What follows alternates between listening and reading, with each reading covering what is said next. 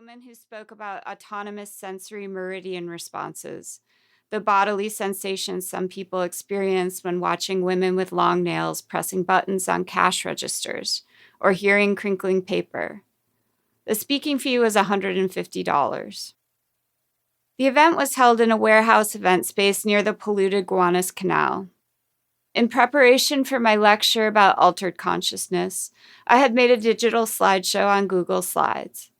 I titled my speech, How I Think About Drugs, which I typed out in 24-point black Arial font.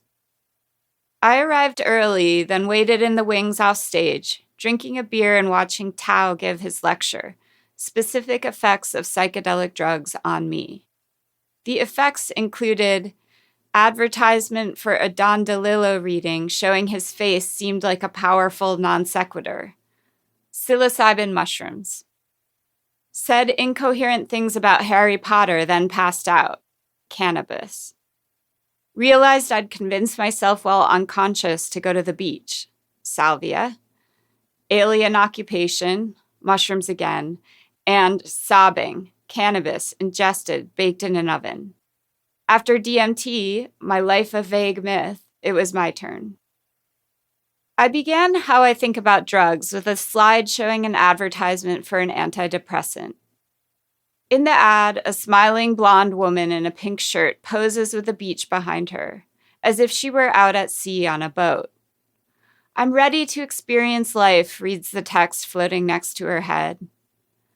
I hadn't tried very many drugs before the age of 30, I explained, referencing the ad, because of my commitment to this single drug, the antidepressant called Wellbutrin.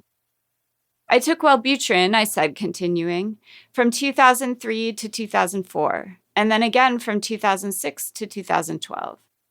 I started taking it the year after I graduated from college because I wanted to be as decisive and active as those I perceived to be more successful than me. Wellbutrin had an amphetamine-like effect. It confirmed my love of stimulants. On Wellbutrin, my hands shook slightly, I slept less, I ate less. The chemical in Wellbutrin, bupropion, is also used to help people quit smoking. It deactivates the part of the mind that craves small sources of chemical solace in the middle of the afternoon. My sweet tooth disappeared. The pill made me skinny, impatient, quick to anger, productive, multi-orgasmic. The drug seemed to raise my heart rate. It made my body weak in a way that was unfamiliar. It made me dizzy. It made my ears ring. Its effect on me was immediate and tangible. I stopped crying on the subway. I could get out of bed in the morning. I could get all the same things done that the people around me were getting done. I turned forms in on time. I wrote emails. I made decisions.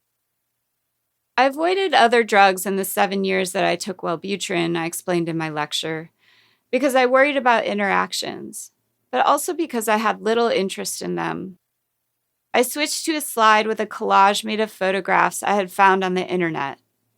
Images of a 1960s-era hippie, a 1990s-era candy raver, Nancy Reagan, Hunter S. Thompson, a hemp necklace, Ewan McGregor crawling out of a toilet in the movie Trainspotting, an anti-drug ad that read Ecstasy Today, Agony Tomorrow, psychedelic art by Alex Gray, and other images meant to convey the myriad negative impressions of drugs I had received as a young person, all of them specific to my generation. Drugs, I explained, were incompatible with my ideas of success, good health, and the clear exercise of reason. The druggiest kids I knew in high school had in fact ended up living out the nightmares that the propaganda had promised, and spent their late 20s and early 30s cleaning the bathroom in Goodwill, stuck in halfway houses, and trying to regain custody of their children. I knew all this because of Facebook, where they testified on their anniversaries of getting sober. Addiction could generate a war within a person, a struggle of life and death, a storm of trauma and debasement, but one we had been taught to see as self-imposed. This could happen even to a person with every advantage in life, who has the good fortune to live without fear of poverty, hunger, fascism, bombs, drone warfare, or an especially dysfunctional family.